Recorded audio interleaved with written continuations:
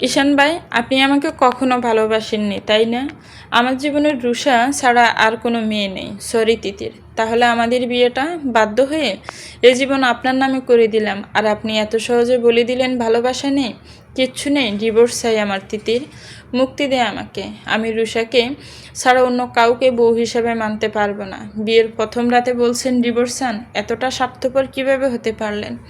আমার জীবনটা কেন নষ্ট করলেন? বিয়ের আগে একবার বলতে পারতেন অন্য কাউকে ভালোবাসেন, তাহলে আমি আজ এখানে থাকতাম না। ক্ষমা করিস আমাকে।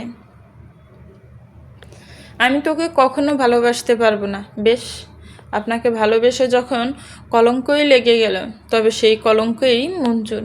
ভালোবাসা ভালো থাকুক, দেব আপনাকে মুক্তি। মা, বাবা আমার, কাল আসছিস তো তুই? হ্যাঁ মা, আমি কাল আসছি বাড়িতে। মা, বল বাবা, তোমাকে আমার কিছু কথা বলার আছে। কি বলবি বাবা বল। আমি যদি বলি আমি একজনকে ভালোবাসি, বিয়েটা কবে করতে চাই সেটা বল বাবা। এটার থেকে খুশির কথা আমার জীবনে আর হয় না। তুই শুধু বল। মা, মেয়েটা খুব ভালো, জানো তো, খুব মিষ্টি, তোমার খুব পছন্দ হবে, ইনফ্যাক্ট সবার পছন্দ হবে। দেখো, আমি কিচ্ছু জানতে চাই না বাবা। তুই যাকে ভালোবাসিস সেখানে আমার কোনো বাধা নেই, থাকবে না কখনো। তুই বৌমাকে যেদিন নিয়ে আসতে চাস নিয়ে আয়। মা, আমি কালকে ওকে নিয়ে আসবো। আয় বাবা আয়, আমি সবাইকে জানাচ্ছি, সব ব্যবস্থা করব। লাভ ইউ মা। চন্দ্রকাননে আজ খুশির দুম পড়ে গেছে যেন। বাড়ির বাচ্চা কাচ্চা থেকে শুরু করে বয়োজ্যেষ্ঠ সবাই হুইচুই দৌড়ের উপর যেন। বাড়ির বড় ছেলে বাড়ি আসছে। নতুন চাকরিতে জয়েনের পর 3 বছর বাসায় একবারের জন্য আসতে পারেনি। মা চাচিরা চাতক পাখির মতো অপেক্ষা করেছে তাদের বাপটা ফিরে আসার। সেই বাপ তাদের ফিরছে, সাথে নাকি আবার হবু বউ নিয়ে। এই বাড়িতে আজকের ঈদ লাগবে না তো কবে লাগবে? বাড়ির নাম চন্দ্রকানন। আরশেদ দেওয়ান সেই 1930-এ বাড়িটা করেন। গ্রাম থেকে এসে ছোটোখাটো বিজনেস শুরু করে অল্প সময়ের মধ্যে দারুণ উন্নতি করে। ধীরে ধীরে তাদের টেক্সটাইল কোম্পানি বর্তমানে পুরো শহরের টপ কোম্পানির একটি। তিনি গত হয়েছেন আর 17 বছর হলো। তার সহধর্মিণী চন্দ্রা দেওয়ান এখনও বেঁচে আছে, বয়স 86। তার নামের সাথে মিল রেখে বাড়িটার নাম চন্দ্রকানন। আরশেদ সাহেবের 3 ছেলে 1 মেয়ে। তার বড় ছেলে রাইসুদ দেওয়ান, মেজ ছেলে রাশেদ দেওয়ান, ছোট ছেলে রাহিয়ান দেওয়ান। আরশাদ দেওয়ানের একমাত্র মেয়ে তনয়া দেওয়ান আজ থেকে 18 বছর আগে রোড অ্যাক্সিডেন্টে স্বামী সমেত মারা যান। একমাত্র আদরের মেয়ে রাত জামাইয়ের মৃত্যুর পর বৃদ্ধ শোক সামলাতে পারেননি। পরের বছর হার্ট অ্যাটাকে মারা যান তিনি। সেই থেকেই পারিবারিক ব্যবসা আরশাদ সাহেবের 2 ছেলে সামলাচ্ছে।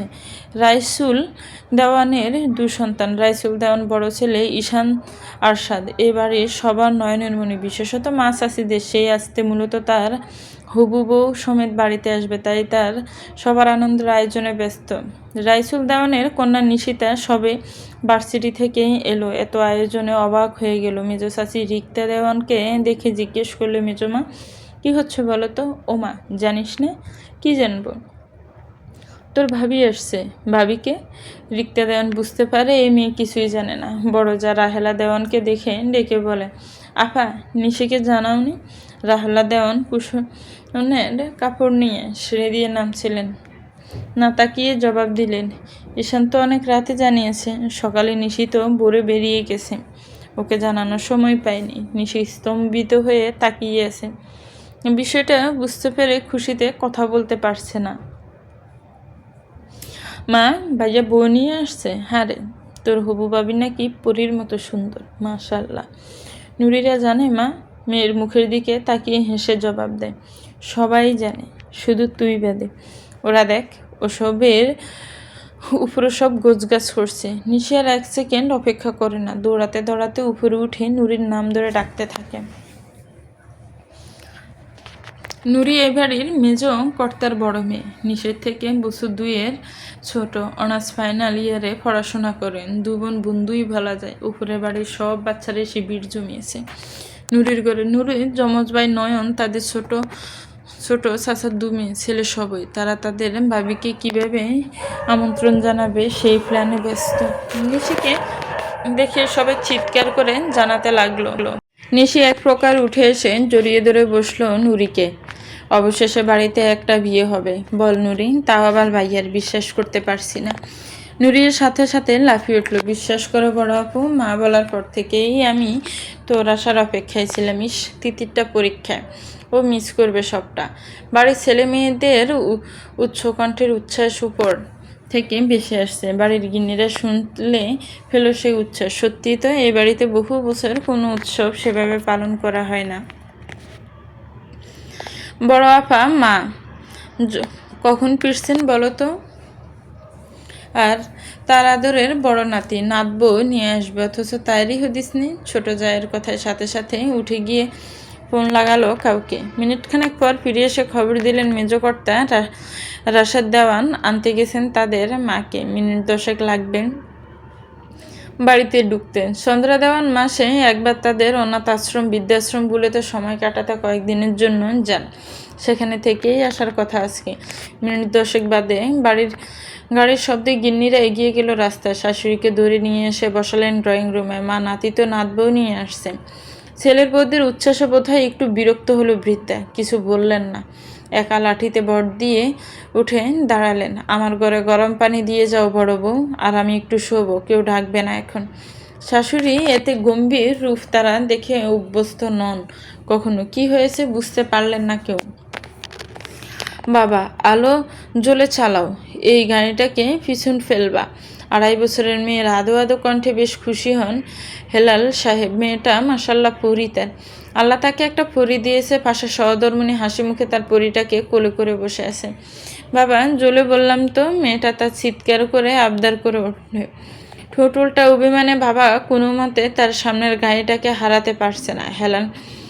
হেলাল সাহেব তবুও জোরে চালালো না, বরং গাড়ি কিনারা গেছে চালাতে থাকেন। হঠাৎ হেলাল সামনে, স্ত্রীর কথা শেষ হয় না, বলার প্রয়োজনও ছিল না। হেলাল সাহেব নিজেও দেখেছেন সবেগে একটা ট্রাক দিয়ে আসছে তাদের দিকে। গাড়ির চালক নিশ্চিত নেশা করেছে। হেলাল সাহেব নিজের গাড়ি সরিয়ে আনতে পারে না, বিকট আওয়াজে ধুমকে যায় আশপাশ। হেলাল সাহেবের চোখ বুজে আসছে। সামনে এক হাত দূরে নিথুর হয়ে পড়ে আছে তার প্রাণের সহধর্মিণী। ছুতে পারছেন না হাতখানা, কোনো শব্দ করছেন না কোনো। তার পরীটা কোথায়? আলতো হাতে মিনমিন করে ডাকে তাকে। তনয়া বাকি আর কিছু বলতে পারেন না তিনি। চোখ বুঝেন হেলাল সাহেব। বাবা, বিছানায় চমকে উঠে বসলো তিতির। গেমে নে একাকার মেয়েটা। উঠে বাসতে আশেপাশে তাকিয়ে বুঝতে পারলো হোস্টেল রুমে আছে সে। আবার সে দুঃস্বপ্নে ঘুম ভাঙল তার। চোখ মুখ মুসলুম, বুঝলো ঘুমের মধ্যেও কাঁদছিল। বিছানা ছেড়ে উঠে চোখ মুখে পানি দিয়ে আয়নার সামনে দাঁড়ায়। চোখ মুখ ফুলে আছে। এই 20 বছরের জীবনে এই একই স্বপ্ন সে বহুবার দেখেছে। সামনে খুব তীব্র আলো, সেখানে হারিয়ে যাচ্ছে তার বাবা মা। প্রতিবারই এই বাবা বলে চিৎকার করতে করতে ঘুম ভাঙে তার। তিতিরের চোখের পানি টলমল করতে থাকে। বাবা মার চেহারা তার মনে পড়ে না। ছবি দেখে যতটুকু মনে গেঁথেছে আর কি। চোখ মুছে পড়ার টেবিলে বসে বাড়ির জন্য মন খারাপ করছে। বাড়িতে নাকি কিশোর অনুষ্ঠান। মামারা মামিরা ভাই বোন সবাই ফোনের ওপর ফোন। সেও তো যেতে চায়, কিন্তু পরীক্ষাটা এমন সময় কিছুতেই বাড়ি যেতে পারছে না সে। বই খুলে পড়ায় মন দেওয়ার চেষ্টা করে, না বসছে না। বই বন্ধ করে হোস্টেলের ছাদে চলে আসে। আজ মনটা দারুণ খারাপ থাকবে সারাটা দিন। মিনুটও বাসায় গেছে ছুটিতে। ও থাকলে তো এত খারাপ লাগতো না। আলতো হাতে চুলগুলো খোপা করে নেয়, রেলিংয়ে হেলান দিয়ে দাঁড়ায়। ঠান্ডা বাতাস বইছে, কোমরছোঁয়া সিল্কি চুল খুলে ফিট ছড়িয়ে যায়। এক হাতে গুজে আকাশের দিকে তাকিয়ে থাকে। মেয়েটা কি জানে তাকে আজ কতটা স্নিগ্ধ লাগছে? সে কি জানে তারও এলো ওই চুলগুলো যখন দমকা বাতাসে ওই চোখ মুখ ছেড়ে যায়, তখন একটু দূরেই একটা মানুষ ওর চুলগুলোকে কি পরিমাণ হিংসা করে। যে চুলগুলো আলতো হাতে কানে গুজে দেয়, ওই পাশের মানুষটার কি নিদারুণ ইচ্ছে করে মেয়েটাকে ছুঁয়ে দিতে। এই যে সে নিশ্চয়ই ঘুমিয়ে নয়তো কেঁদে কেটে ছাদে এসেছে। ফর্সা সাদা মুখ, ফুলো ফুলো চোখ দুটো নিয়ে গাল ফুলিয়ে আকাশের দিকে তাকিয়ে আছে। অথচ আরেকটা মানুষের হৃদয় থমকে গেছে। এই তো মেয়েটার নাকের ফাটা ফুলোচ্ছে, ঠোঁট থির থির করে কাঁপছে, কেঁদে ফেলতে চাচ্ছে প্রায়। মানুষটার তো ইচ্ছে করছে আলতো হাতে চোখটা মুছিয়ে বুকের মধ্যে বন্দি করতে মেয়েটাকে। তিতির পিছন পাশ ফিরে আগে এই মানুষটাকে আড়াল হয়। তিতির ওড়নাটা ভালোভাবে গায়ে জড়িয়ে নিচে নেমে আসে ছাদ থেকে। দিনের আলো নিবেছে অনেক আগে। দেওয়ান বাড়ির আশেপাশে আজ প্রতিদিনের থেকে বেশি আরো জলমল করছে। এই অসময়ে বাড়ির সব কর্তা ছেলেমেয়েরা আজ যার যার কর্মস্থল থেকে নিড়ে ফিরে এসেছে। বাড়ির গিন্নিরা সারাটা দিন নানা আয়োজনে ব্যস্ত ছিলেন। চন্দ্রকানন আজ বাড়ির বড় ছেলের আগমনের অপেক্ষায় পথ চেয়ে বসে। কারোর অপেক্ষা যেন পুরাচ্ছে না। ভাই বোনগুলো এতদিন পর বড় ভাই আসবে সাথে তাদের নতুন বউ হবু ভাবিকে সাথে নিয়ে হইচই করে বাড়ি মাথায় তুলছে। কর্তারাও তাই কাজকর্মের ব্যস্ততাকে বুড়া আঙ্গুল দেখিয়ে বাসায় এসে বসে রয়েছেন। তিন ভাই মিলে শ্বশুর হওয়ার জন্য কেমন হতে হবে এই নিয়ে মশকরায় মেতেছেন। তবে এই অতি আনন্দের মাঝেও নেই শুধু দুইজন, চন্দ্রা দেওয়ান আর তিতির। তিতির হোস্টেল থেকে আসতে পারেনি, আর এদিকে চন্দ্রা দেওয়ান সকালে যে সে এসেছে ঘর থেকেও বের হননি তিনি। বয়স হতে তার ঘর নিচতলাতেই, তবে বরাবরই খাওয়ার টেবিল সবার সাথে আহার করেন তিনি। এটা তার গোটা জীবনের নিয়ম। নরসর হতেন দেখেনি কেউ সজ্ঞানে, তবে আজ তার ব্যতিক্রম। সারাদিন খাবার না কোনো প্রয়োজনে সে একবারও ঘরের বাহিরে আসলেন না, আর না তো কেউ ঘরে গেলে ভালো মতো কথা বললেন। এ নিয়ে সবাই চিন্তা আছে, তবে তিনি স্পষ্ট বলে দিয়েছেন তিনি সুস্থ আছেন, তার কিচ্ছু হয়নি। সামান্য বিষয় নিয়ে মাতামাতি না করে যা নিয়ে সবাই ব্যস্ত ছিলেন সেটাই মন দিতে। সবাই এক প্রকার অনিচ্ছা সত্ত্বেও আর ওনাকে ডাকাডাকি করেননি। আগামীকাল ইংরেজি পরীক্ষা। তিতি সেই দুপুরে খাবার খেয়েই পড়ার টেবিলে বসেছে। টানা পড়ে এখন কোমর পিঠে ব্যথা করছে। টেবিল ছেড়ে উঠে ফোন সার্চ থেকে খুলে চালু করে বাড়ি থেকে অসংখ্য কল। তিন মামা, বড় মামনি, নিশি আপু, নুরি আপু ছাড়া নানু আপুর ফোন তো আছে। এক এক করে সবার সাথে কথা বলা শেষ করে সর্বশেষ ডায়াল করলেন চন্দ্রা দেওয়ানের নাম্বারে। তার নানু আপু যে এত সহজে ফোন রাখবে না তা সে খুব ভালো করেই জানে। কয়েকবার রিং হতেই ফোন রিসিভ হলো। ওপাশ থেকে দারুণ গম্ভীর গলা শুনে তিতির একটু হকচকিয়ে হলো। স্বাভাবিক গলায় জিজ্ঞেস করলো, নানু আপু কেমন আছো? আলহামদুলিল্লাহ নানু, কেমন আছো তুমি? আমি ভালো আছি নানু আপু। তোমার কি শরীর খারাপ? কণ্ঠে এমন শোনাচ্ছে কেন তোমার?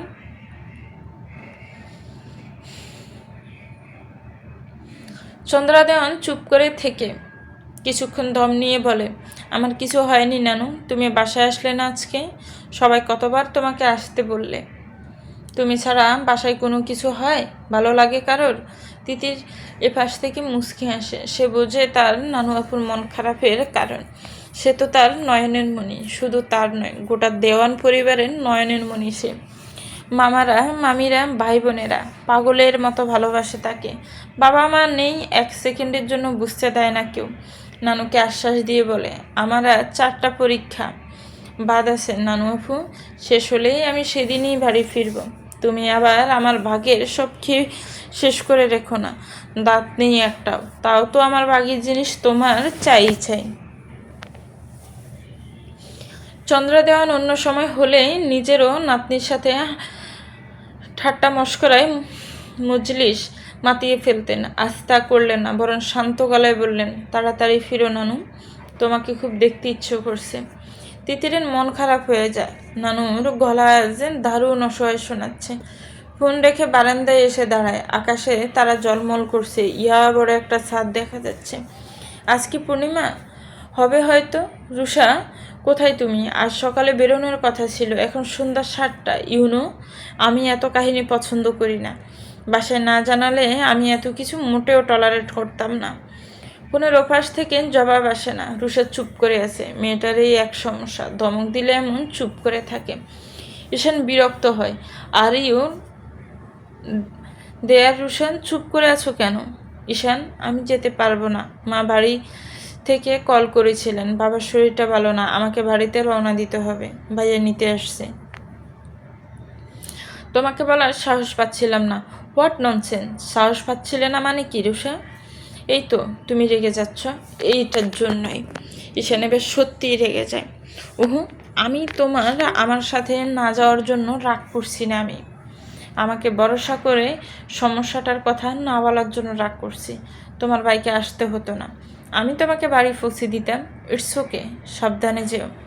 ঈশান ফোন ছুড়ে দেয় বিছানার দিকে। মেজাজ খারাপ হচ্ছে তার। বাড়িতে সবাই আশা করে বসে আছে। সবার মনটা খারাপ হবে। এসব কারণে সে এবার সম্পর্কে বিয়ে শাদী অপছন্দ করতো সে। রুষার সাথে সম্পর্কটা টক্সিক একটা সম্পর্ক। দোষ তার নাকি মেয়েটার, বুঝে উঠতে পারে না। যদিও বরাবরই সে দোষ নিজেকেই দেয়। সম্পর্কে জড়ানোটা তার সিদ্ধান্ত একদম ছিল না। বলা যায় রুষার পাগলামির জন্য সম্পর্কে জড়ানো। বরাবরই নিজের গুড লুক, আলফা ক্যারেক্টারের জন্য কলেজ ভার্সিটির সব মেয়ের হার্ট থ্রোব ছিল ঈশান আরশাদ দেওয়ান।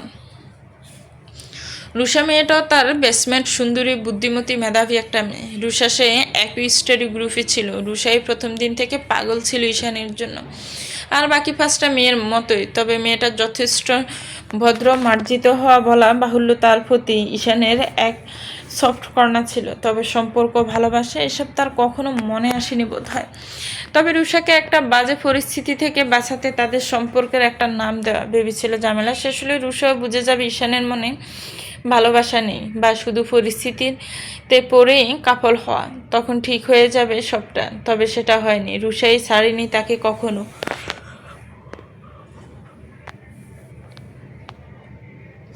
একটা সময় পর ভালোবাসা তৈরি হয়ে গেছে বোধ হয়, নাকি হয়নি সে আজও বুঝে ওঠে না। তবে 8-10টা সম্পর্কের মতো বোধ হয় তখনও ফিল করেনি ঈশান। সুযোগ পায়নি হয়তো, নাকি সুযোগ নিজেই দেয়নি, সে সেটা জানে না। সম্পর্কটা ধরেও রেখেছে বোধ হয় রুষে, সে ছিল কি না এ সম্পর্কে। আর বাকি প্রেমিকদের মতো আজও হাতড়ে খুঁজে পায় না উত্তর। অনেকবার ভেবেছে ইতি ঘটাবে সম্পর্কের, কিন্তু স্পষ্টই বুঝতে পারল রুষা তাকে পাগলের মতো ভালোবাসে। আর হুট করে হার্ট করা ঈশানের ক্যারেক্টারের সাথে যায় না কখনো। তবে সে ছেড়ে গেলেও বোধ হয় চিট করছে কথাটা ঠিক খাটতো না তাদের মধ্যে। সারা রাত জেগে ফোনে রোমান্টিক কথা বলা, কাজ কামাই করে ডেটে যাওয়া, আগামী 100 বছরের সাংসারিক পরিকল্পনা করা, বাচ্চা কাচ্চার নাম ঠিক করা, শাড়ি পাঞ্জাবি পরে কাপল হয়ে হেঁটে বেড়ানো কাপলদের এসব কাহিনী কখনো হতো না তাদের মধ্যে। তবে রুষাই সম্পর্কের একটা নাম ঠিক করে থেকে গেছিল তার সাথে এই অবধি। তাছাড়া মেয়েটা সত্যি বলতে ভালো। বর্তমানে বিয়ের চাপও রুষেরই দেওয়া। চাপ না ঠিক, হয়তো অনুরোধ, আবদার, মেয়েটার ভালোবাসার আবদার। এটা নিয়েও ভেবে ভেবে মাথা চুল সাদা করা দশা ঈশানের। হুট করে বিয়ের চাপ দিচ্ছিল ঈশান, যতই সে বাহানার দিক। যেভাবেই হোক একটা নাম দেওয়া ছিল এ সম্পর্কে। তার কিছু না যেতে আসতে পারে। এত কিছুর পর পার্মানেন্ট নাম না দিলে নিশ্চয় রুষাকে অসম্মানিত করা হবে। তাছাড়া পরিবার থেকে বিয়ের চাপ মা দিদার নিত্যদিনের। নিজের বিবেকেও বলছিল 4 বছরে মেয়েটা কোনো এক্সপেকটেশন না রেখে থেকে গেছে। হালাল একটা সম্পর্কের বাঁধানো ক্ষতি নেই তো। আর তাছাড়া মেয়েটা চলে গেলে এখন ঈশানও বোধহয় কষ্ট পাবে কি? দেবদাস হওয়া তার সাথে যাবে না। তবে ইগো যেমন হার্ট হবে, কোথাও না কোথাও ব্যথা একটু হবে হয়তো। ঈশান গা এলিয়ে দেয় সোফায়, ফোন হাতে নেয়। বাড়িতে জানানো দরকার, আজ রাতে আর রওনা দিতে ইচ্ছে হচ্ছে না। এতদূর ড্রাইভ করতে ক্লান্ত লাগছে। পর মুহূর্তে কিছু একে ভেবে উঠে বসে। সব প্যাকিং করাই ছিল। গাড়ির চাবি নিয়ে বেরিয়ে পড়ে। বাড়ির সবার মজা নষ্ট করার মানেই হয় না, অপেক্ষায় একটা মূল্য আছে। তিতির অনেকক্ষণ হলো হেঁটে হেঁটে ফাইসারি করছিল। সমস্যাটা হলো তার রুমে কয়েল শেষ হয়ে গেছে। প্রচুর মশা, সে মশারি টানিয়ে ঘুমাতে পারে না। এদিকে রুমে কয়েল শেষ। এই মুহূর্তে তার মোটেই বাহিরে যেতে মন চাচ্ছে না একা একা। কিন্তু পরিস্থিতি দেখে বুঝলো রাতে ঘুমের রফাদফা হবে। এখন আলসেমি ভেঙে না বের হলো। আলনা থেকে ওড়নাটা মাথায় পেঁচিয়ে ফোন আর টাকা হাতে বের হয় সে। রাস্তার কিনারা ধরে হাতে শুরু করে দোকান। এখান থেকে 10 মিনিটের পথ। গুনগুন করে গান গাইতে গাইতে হেঁটে যাচ্ছে তিতির। হঠাৎ পিছন থেকে একটা ডাকে পা থামলো তার। খুব পরিচিত কণ্ঠস্বর। চমকে পিছনে ফিরল রাহাত ভাইয়া। মানুষটা হাসি মুখে এগিয়ে এলো, সাদা টি শার্ট, প্যান্টের পকেটে হাত গুজে। তিতিরের পাশে এসে দাঁড়িয়ে বলল, চলো হাঁটতে হাঁটতে কথা বলি। সামনের দোকানে যাচ্ছিলে তো? তিতির মাথা নাড়ায়। হাঁটতে থাকে দুজন। রাহাতই আগে প্রশ্ন করে, পরীক্ষা কেমন দিচ্ছ? তিতির এক হাতে মাথার ওড়নাটা আর একটু টেনে আনে। নরম গলায় বলে, জি ভালো ভাইয়া। কাল তো ইংরেজি পরীক্ষা না? তিতির মাথা নেড়ে হাই জানায়। বাকি রাস্তা আর কেউ কোনো কথা বলে না। রাহাত আর চোখে তাকায় তিতিরের দিকে। রাস্তার নিয়ন আলো আছড়ে পড়ছে মেয়েটার মুখে। কি দারুণ দেখাচ্ছে।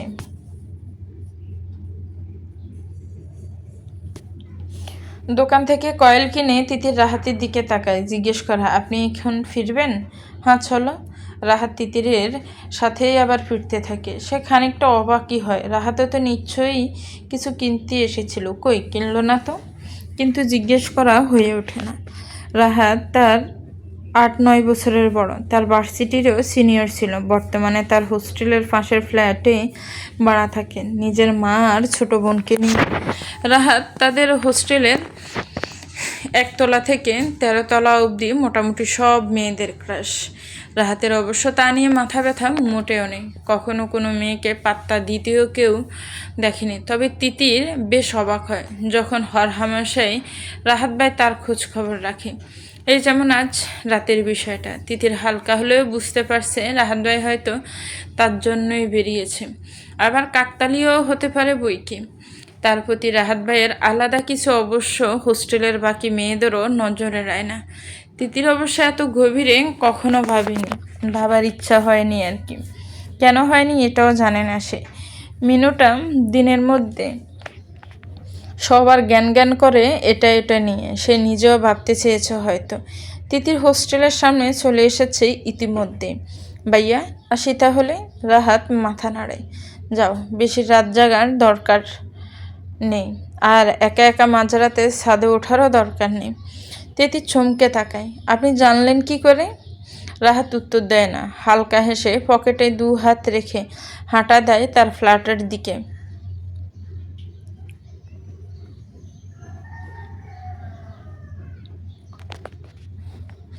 রাত্রি 12:15, দেওয়ানবাড়ির আলো আজ এখনও নেবেনি। ছোটরা ক্লান্ত হয়ে এদিক ওদিক শুয়ে পড়েছে নিশির রুমে। শুধু নিশি, নুরি আর নয়ন জেগে আছে এখনও। ওদিকে বাড়ির বড়রা সকলেই অপেক্ষা করে আছে নিশানের ফেরার। ঈশান সন্ধ্যা রাতে কল করে জানিয়েছে একটা কাজে আটকে গেছিল, এর কারণে রওনা দিতে দেরি হয়েছে। এও বলেছে বাড়ির সবাই যেন ঘুমিয়ে পড়ে, আসতে বেশ রাত হবে। কষ্ট করে এত রাত জাগার দরকার নেই। বাড়ির কেউ সেটা শুনলে তবে তো বাড়ির বড় ছেলের বউ আসবে, আর এতটুকু অপেক্ষা তারা করবে না? এটা হয় নাকি? টেলিভিশনের সাউন্ড একটু কমিয়ে রাইসুল সাহেব স্ত্রীর দিকে তাকালেন। তার স্ত্রী রাহেলা দেওয়ান তখন পাশের সোফায় বসেছিলেন। গিন্নি শুনছ? ঈশানকে একটা ফোন করো, কত দূরে আসলো ওরা জিজ্ঞেস করো, আর আমাকে 1 কাপ চা দাও। রাহেলা উঠার আগে বাড়ির ছোট বউ রিনা উঠে এগিয়ে গেল রান্নাঘরের দিকে। আপা ভাইজানকে আমি চা দিচ্ছি, তুমি বড় আব্বাকে কল দাও। ফোন কেটে সোফায় স্বামীর পাশে বসলেন রাহেলা। রাইসুল সাহেব চায়ের কাপের টেবিলে নামিয়ে স্ত্রীর দিকে তাকালেন। ঈশান বলল, আরও 8 ঘন্টা লাগবে, আমরা যেন শুয়ে পড়ি সবাই। বৌমা নাকি আসছে না ওর সাথে? রাহেলা দেওয়ানের কথা শুনে সবে অবাক হয়ে তাকিয়ে রইল। রায়হান সাহেব বললেন, আসছে না মানে? ও যে বললে বৌমাকে নিয়ে আসবে। রাহেলা দেওয়ান সবার মুখ ফরক করে করলেন একবার, তারপর ধীরে গলায় রুষার না আসার কারণ সবাইকে জানালেন। না না, ঠিকই আছে, তাই তো আসতো। তাহলে বৌমা আসতে পারবে না কীভাবে বা আসতো? না না, বাবার কাছে গিয়েই ভালো করেছে, আমাদের সাথে তো ইনশাল্লাহ ধীরে সুস্থ দেখা করা যাবে। কিন্তু ঈশানের তো উচিত ছিল মেয়েটাকে পৌঁছে দিয়ে আসায়, একটু বৌমার বাবার খোঁজ নিয়ে আসায়। কী যে করে ছেলেটা। রাইসুল সাহেব কথাটা বলতে বলতে উঠে দাঁড়ালেন, আবার সবার দিকে একবার তাকিয়ে বললেন, শুয়ে পড়ো তোমরা, ঈশান ফিরতে ফিরতে আরও রাত হয়ে যাবে। সকালে কথা বলে নিও, এখন তোমাদের জেগে থাকতে দেখলেই ও বরণ রেগে যাবে। রাইসুল সাহেবের কথায় মাথা নাড়ল সকলে, যে যার মতো রুমে গেল সবার। রাহেলা দেওয়ান গেলেন না, উনি বসে রইলেন সোফায় টিভির দিকে তাকিয়ে।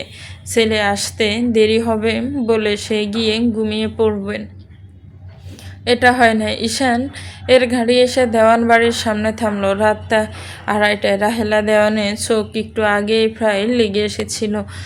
কলিং বেল বাজাতেই ছুটে এলেন খুলে দেওয়ার জন্য। দরজা খুলেই ছেলেকে জড়িয়ে ধরলেন। মা, তুমি এখনো ঘুমাওনি? রাহেলা বেগম চোখ মুছলেন। ছেলের মুখে হাত বুলিয়ে হাত ধরে টেনে ভেতরে নিয়ে এলেন। তুই আসবি বলেছিস, আর আমি পরে পরে ঘুমাবো, অপেক্ষা করব না? এটা কখনো হয়েছে? ঈশান জানতো এমনটাই হবে। আজ কতগুলো দিন পর মাকে দেখছে সে। কতদিন তোমার হাতের রান্না খাই না বলো তো মা? খেতে দাও আগে, বাকি কথা পরে হবে। তুই হাত মুখ ধুয়ে নে, তোর রুম গোছানো আছে, যা রুমে যা, আমি খাবার গরম করছি, উপরে নিয়ে আসবো খাবার। ঈশান মাথা নেড়ে না করে মাকে। আমি আসছি নিচে। রাহেলা দেওয়ান রান্নাঘরের দিকে গেলে ঈশান নিজের রুমে চলে আসে। প্রায় 2 বছর বাড়িতে আসা হয় না।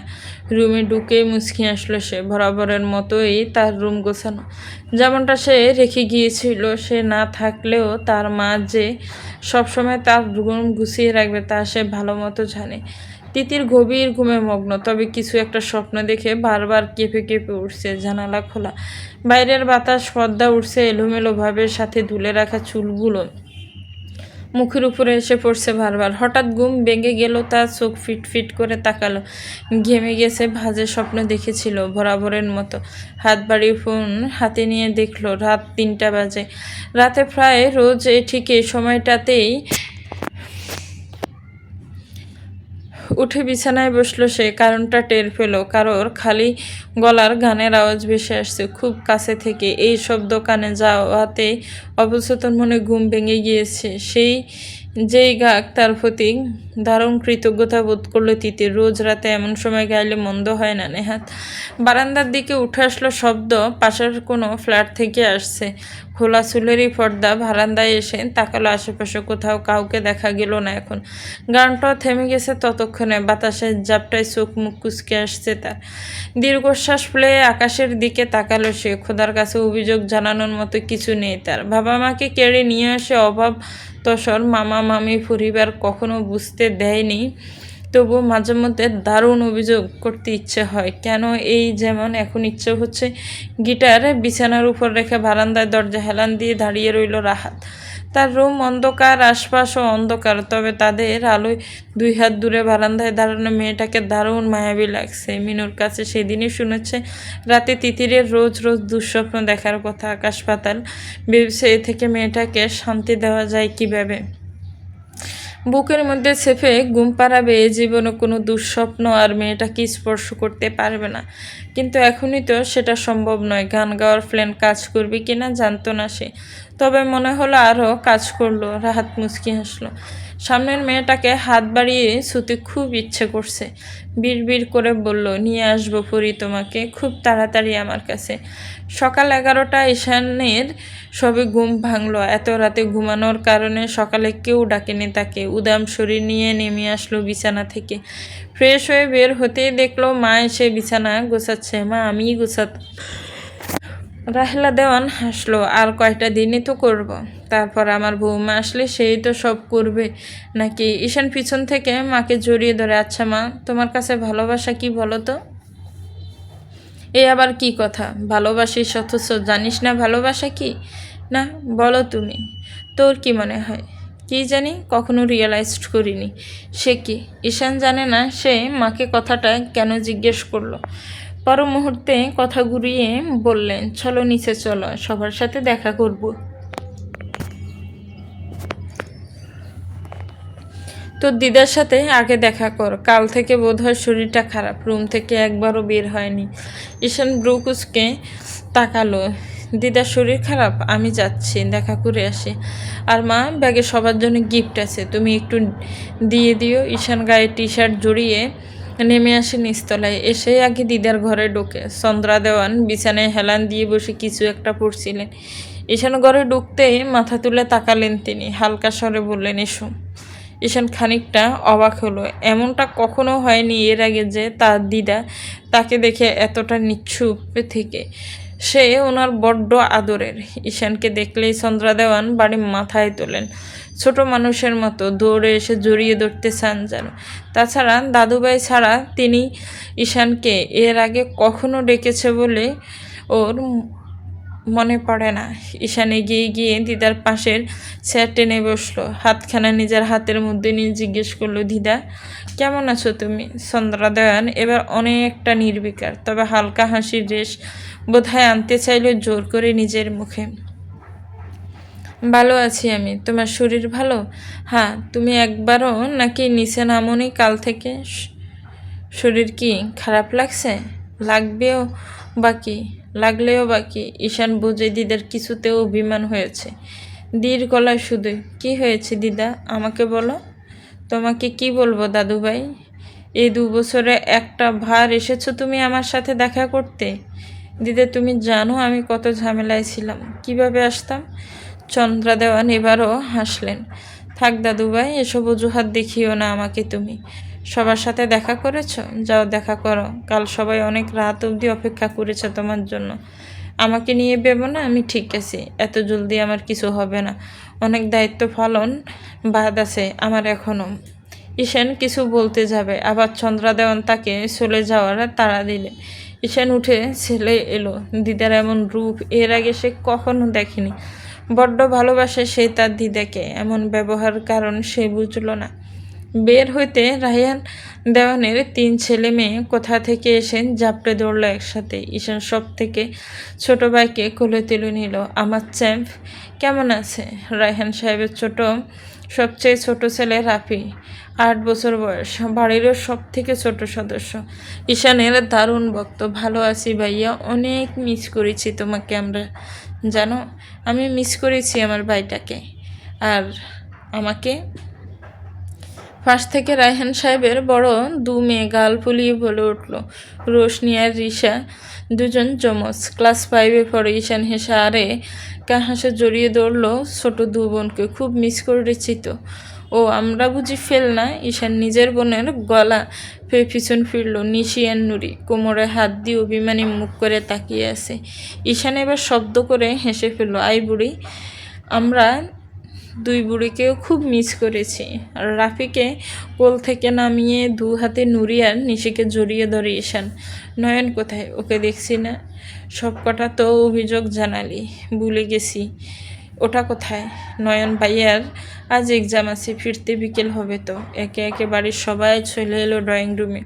চাচিরা এক একজন যেন হারানো ছেলেকে ফিরে পেয়েছে, কেঁদে কেটে অস্থির। ঈশান তখন থেকে মানাচ্ছে সবাইকে। বাবা চাচাদের সাথে বলে চাকরি বিজনেস সব নিয়ে আলাপ করছে ঈশান। রাহেলা তিতির মাকে একবার ফোন করো তো, ওর পরীক্ষা কেমন হলো শোনো। স্বামীর কথায় তাড়াহুড়ো করে সময় দেখলেন রাহেলা দেওয়ান। ইস দেখো তো কাণ্ড, আমি ফোন হাতে করে সময় দেখছি বারবার। ওর পরীক্ষা কখন শেষ হবে? এই তোমাদের বিজনেসের আলাপে আমি সব ভুলে গেছি। রাহেলা দেন ব্যস্ত হয়ে তিতিরকে ফোন করে। 2বার রিং হতে ফোন তোলে তিতির। বড় মামি যে এখন কল করবে সেটা সে খুব ভালো করেই জানতো। হ্যালো বড় মামি। মারে, পরীক্ষা কেমন হলো তোর?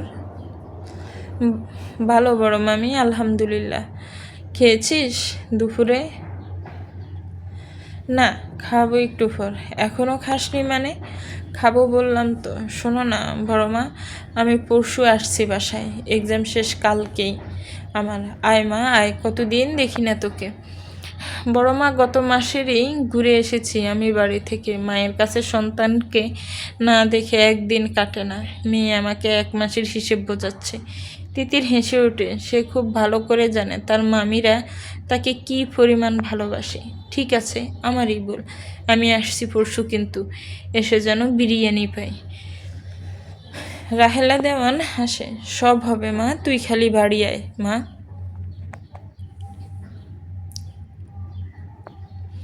শুনছ, তিতির পরশুদিন আসছে। রাহেলার কথা সবার মুখে হাসি দেখা দিল। রাফি, রোশনি, রিশা লাফাতে লাগলো খুশিতে। তিতির ফোন রেখে বিছানায় গা এলিয়ে দিল।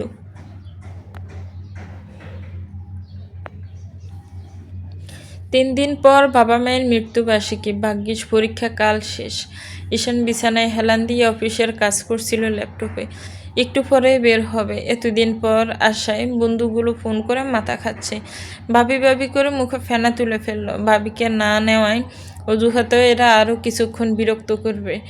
সে সেটা খুব ভালো করেই জানে। ঈশান ল্যাপটপের স্ক্রিন থেকে মুখ তুলে হাতড়ে বালিশের পাশ থেকে ফোনটা হাতে নেয়। আসার পর একবারও রুষার খোঁজ নেওয়া হয়নি। কালকের ঘটনার বিষয়টা মুখে না বললেও দারুণ বিরক্ত হয়েছে সে। সেই রাগ থেকেই আর ফোন দিতে ইচ্ছে হয়নি তার। ফোন চেক করে ঈশান অবাক হয়, একবারও রুষার ফোন বা মেসেজ আসেনি। এমনটা কখনো হয় না। মেয়েটার সর্বক্ষণ কল বা মেসেজের উপর থাকে। আজ তার ব্যতিক্রম হওয়ার কারণ কি? ঈশান চিন্তিত হয়। বাড়িতে কি বেশি সমস্যা মেয়েটা? সে নিজেই একবার ফোন করবে কিনা ভাবতে লাগলো। 2বার কল ডায়াল করেও কল দিল না। কি মনে করে ফোন হাতে বারান্দায় এসে দাঁড়ালো। নিচে রোশনি, রিশা, রাফি তাদের পাশের বাসার ফ্রেন্ডগুলোর সাথে খেলছে। তার পাশের রুমের বারান্দাটার বাগানের দিকে। বাগানটা দারুণ সাজানো গোছানো, হরেক রকমের ফুল ফলের গাছ এমনিও আছে যার হয়তো নামই জানে না সে। এগুলো সব তার বোনেরা কোথা থেকে খুঁজে খুঁজে নিয়ে আসে। একটা সুইমিং পুল আছে সেখানে, পাশে দোলনা। সুইমিং পুলে এই মুহূর্তে পানি নেই। মনে পড়লো আজ রবিবার, আজকে সুইমিং পুল পরিষ্কার করা হয়। একটু দূরে রহিম চাচা বাড়ির গাড়িগুলো তুলা মোছা পরিষ্কার করছেন, বাগানের আবর্জনা পরিষ্কার করছেন।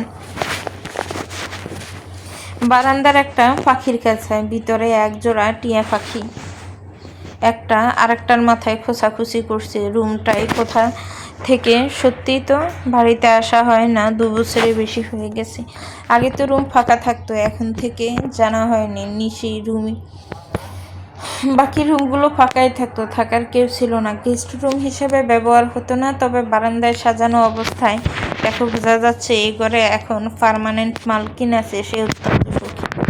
এ বাড়িতে এত শৌখিন কে মনে তো পড়ে না, মাকে জিজ্ঞেস করতে হবে।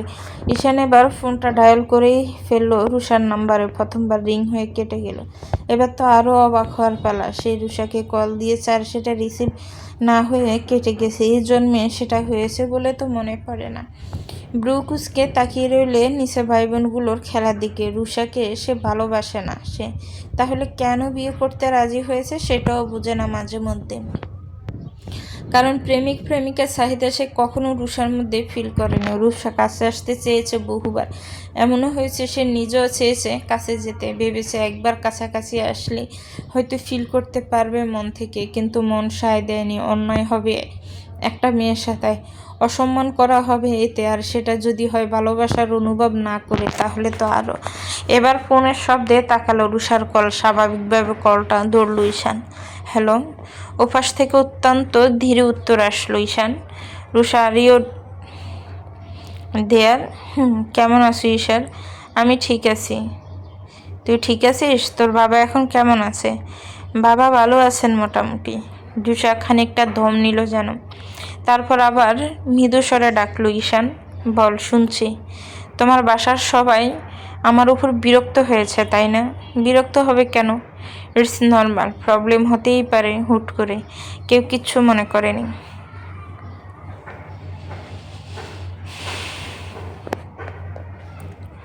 রুষা দীর্ঘশ্বাস ফেলল। ফোনের এপাশ থেকে স্পষ্ট শুনতে পেল সে।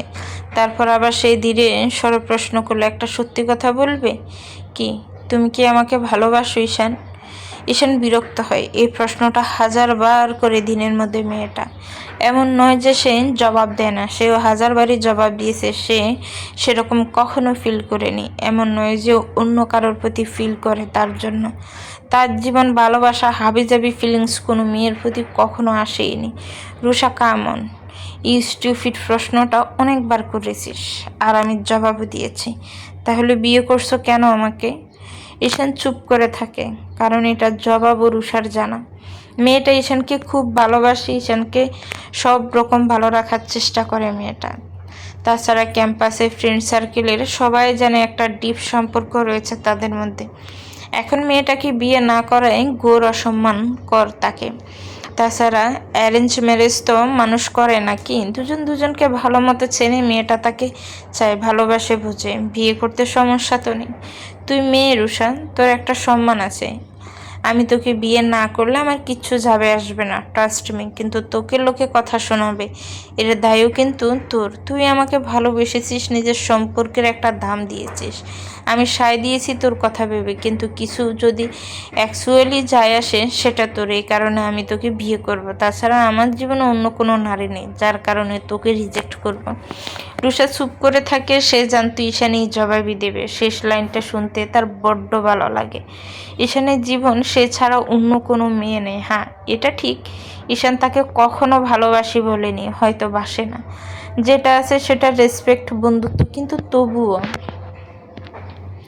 রুষার হঠাৎই বুকের ভিতর চিনচিন ব্যথা শুরু হয়। ঈশান, আমার তোমাকে কিছু বলার আছে, শুনছি, বল। আমি যদি তোমাকে বিয়ে না করি তুমি কি খুব কষ্ট পাবে? এহেন কথা সে এক্সপেক্ট করেনি বোধ হয়, অবাক হয়ে যায়।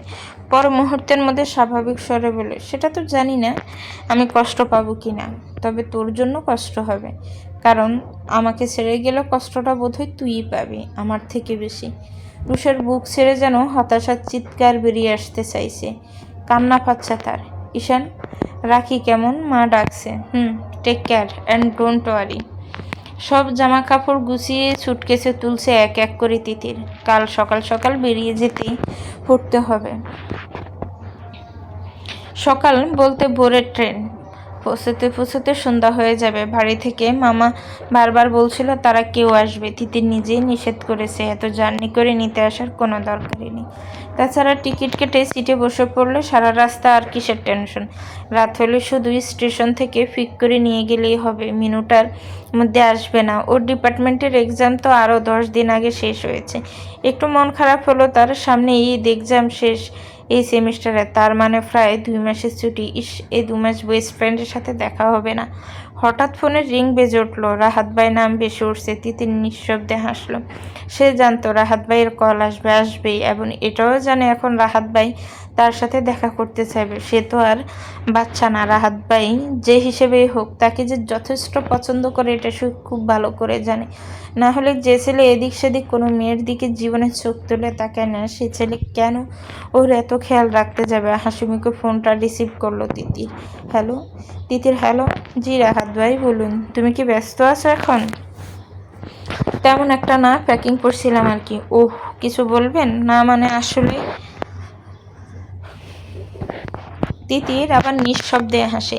এমন স্ট্রং পার্সোনালিটির একটা পুরুষ মানুষ কিনা তার মতো একটা বাচ্চা মেয়ের সামনে সামান্য একটা কথা বলতে গিয়ে তো পাচ্ছে, ভাবা যায়। তার শব্দ করে হেসে উঠতে মন চাচ্ছে, কিন্তু মনের ইচ্ছা মনে রেখে খুব স্বাভাবিক গলায় জিজ্ঞেস করলো, রাহাত ভাই কিছু বলবেন? রাহাত বোধ হয় একটু দম নিল, বলল, একটু বের হতে পারবে? আমি নিচে দাঁড়িয়ে আছি। তিতির জানতো এটাই বলবেন তিনি। আমি আসছি। অন্ধকার হয়ে গেছে, গেটের সামনে আসুন। ফোন রেখে পোশাক পাল্টে নিল সে। একটু হাঁটতে ইচ্ছে হচ্ছে লোকটার সাথে। ওড়না গায়ে জড়িয়ে বেরিয়ে এলো। এসেই দেখলো গেটের সামনে রাহাত ফাইসারি করছে। তিতির তাকিয়ে রইল। Navy blue T shirt, black pant. তার থেকে বেশ লম্বা সুদর্শন একটা পুরুষ অপেক্ষা করছে তার জন্য। তিতির মুচকি হেসে গেট খুলে বেরিয়ে এলো। রাহাত ভাই।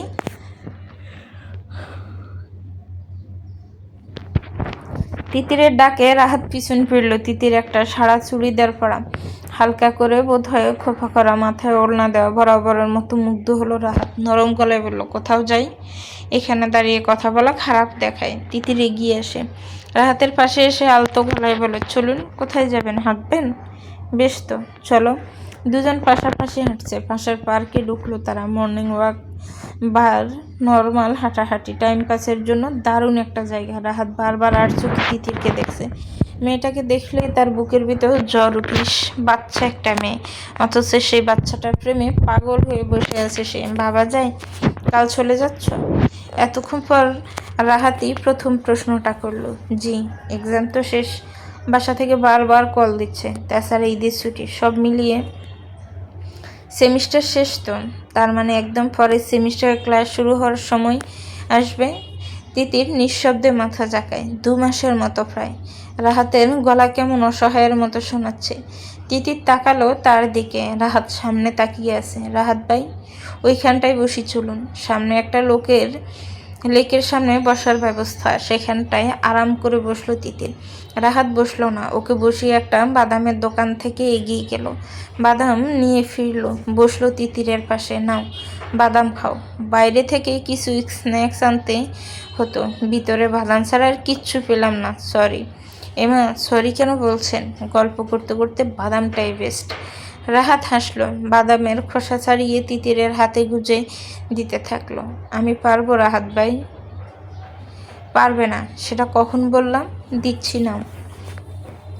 তিতির বিনা প্রতিবাদে হাতে নিতে থাকে। রাহাত এবার হালকা ঘুরে বসলো তিতিরের দিকে। তিতির তাকালো জিজ্ঞাসা চোখে। তিতির, তোমাকে আমার কিছু বলার আছে, আর শুনতে হবে তোমাকে।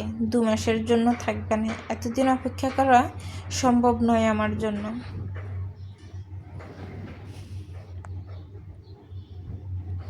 হঠাৎ তিতির বুকের ভিতর টিপ টিপ শব্দ করতে লাগলো। সে যা ভাবছে তাই নয় তো?